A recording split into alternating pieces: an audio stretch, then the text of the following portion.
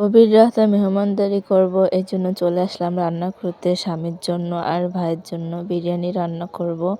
এখানে দেখুন, এই যে বিরিয়ানির জন্য সব কিছু এনে দিয়েছে। নাকি এত রাত্রে আমার রান্না করে খাওয়াতে হবে। রাত বেজে গেছে 9টা। আমি বললাম এখন করব না, দুপুরে করব। বলে না, এখন তো করতে হবে। আর স্বামীর আর ভাইয়ের আবদার শুনতেই তো হবে। এই জন্য চলে আসলাম তাড়াতাড়ি রান্না বান্না করতে। সব কিছু কাটাকাটি করা হয়ে গেল। মুরগি কেটে নিয়েছি, পেঁয়াজ কেটে নিয়েছি। এখানে বেরেস্তা ভাজা হচ্ছে। আপু আর আমি বসে বসে রান্না করতেছি। রান্নাঘরে লাইটিংয়ের ব্যবস্থা করা নেই, এজন্য। আর চুলায় রান্না করতে তো বেশ ভালোই লাগে। শীতকালে চুলার পাশে বসে বসে আগুনের মধ্যে রান্না করতে মজাই লাগছিল। এখানে আপু আর আমি বসে রান্না করছিলাম। আমি সব কিছু গুছিয়ে দিচ্ছি, আপু শুধু নাড়াচাড়া করছে। আর সবাই মিলে একসাথে খাওয়ার মজাই কিন্তু আলাদা থাকে। রান্না বান্না থেকে শুরু করে খাওয়ার চেয়ে বেশি রান্না করতেই ভালো লাগে। আর রান্নার জায়গা যদি সুন্দর হয় তাহলে তার কোনো কথাই নেই। এখানে বিরিয়ানির জন্য মশলাটা ভুনা শেষ। এখানে পেঁয়াজ, রসুন, আদা সব কিছু দিয়ে মশলাটাকে কষিয়ে আবার কেনা মশলাও দেওয়া হয়েছে, বিরিয়ানির মশলা। মাংসটাকে আগে ভেজে উঠিয়ে রাখছি। এখানে এবার মাংসটা কষিয়ে এই পাশে চালের জন্য পানি মেপে নিয়েছি। মাংসটা বেশি একটা রান্না করব না, মশলার মধ্যে হালকা কোনো রকম পানি দিয়ে কষিয়ে নিয়ে নামিয়ে রাখবো। কারণ ভাজা মুরগির মাংস তো ভাজা, বেশি জাল করা লাগবে না। এজন্য সামান্য পানি দিয়ে নামিয়ে রাখবো। ভাতের ভিতর তো একটু সিদ্ধ হয়ে যাবে।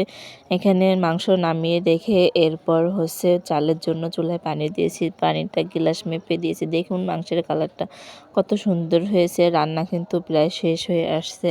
রান্না করছি যেদিন সেদিন খাবার ভিডিও করতে পারিনি। খাবারের সবাইকে বেড়ে দিছি, সেই ভিডিওটাও করতে পারিনি। পরদিন সকালে বাসি ভিডিও করছি। কি কথা, সব কিছুই নাকি ভুলে যাই এত অল্প বয়সে। রান্না শেষ, খাওয়া দাওয়া, রাত্রের খাওয়া দাওয়া শেষ। তো সকালের জন্য একটু ছিল, সে ভাবছিলাম একটু ডিম সিদ্ধ করে দেব। আর এই বিরিয়ানিটা গরম করে দেবো। গরম করে সবাইকে খেতে দিচ্ছি। রাত্রেবেলা তো সবাই খেয়েছি, সকালবেলা শুধু আমরা 4জন খেয়েছি। আমার মেয়ে, আমার ভাই, হাজব্যান্ড আর আমি হালকা খেয়েছি, শাশুড়িও খেয়েছে।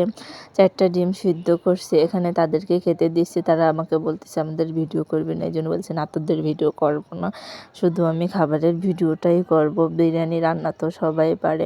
আমি যখন বিরিয়ানি রান্না শিখি তখন প্যাকেটের গায়ে লেখা দেখে দেখে বিরিয়ানি রান্না শিখে এখন ভালোই বাবুর্চি হয়ে গেছি।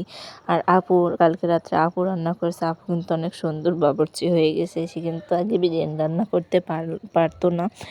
এখানে রান্না বান্না, খাওয়া দাওয়া সব কিছু শেষ করার পরে দেখুন বিছনার কি অবস্থা। এটা উঠাইতে যে আমার যে কি কান্না আসতেছিল।